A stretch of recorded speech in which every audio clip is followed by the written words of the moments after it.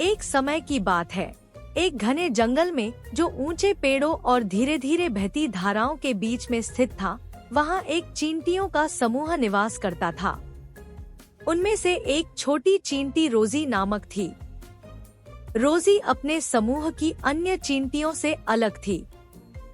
जबकि उसके साथी खाना इकट्ठा करते, अपने भूगर्भिक घर बनाते थे, रोजी अक्सर अपने विचारों में खोई रहती और जंगल के पार की दुनिया के बारे में सोचती रहती थी।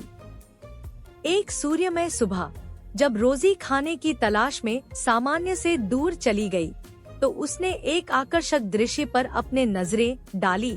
एक लेडीबग जो एक कांटेदार झाड़ी में फंसी हुई थी।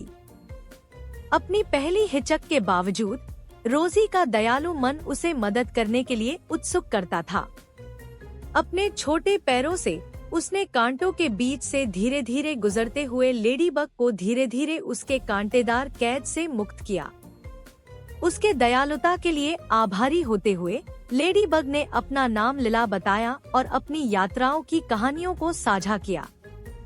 लिला की कहानियों में खोई रोजी को यह एहसास हुआ कि उसके समूह की सीमाओं से परे की दुनिया में भी बहुत कुछ है। जब दिन बीतते गए, तब रोजी और लिला एक दूसरे के बिना असंगत हो गए। मिलकर जंगल की खोज में निकले और विभिन्न आकार और आकृतियों के पशु पक्षियों से मिले।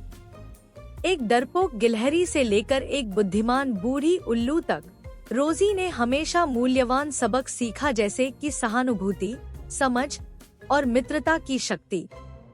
एक शाम, जब रोजी और लिला अपने समूह की ओर लौट रहे थे, तो उन्होंने एक पड़ोसी समूह से खाना इकट्ठा करने में संघर्ष करते हुए चींटियों के समूह पर अपने पैर लगाया। शुरुआत में चींटियों ने रोजी के इरादों पर संदेह किया, लेकिन उसकी वास्तविक दयालुता ने उन्हें अपना दिल जीत लिया।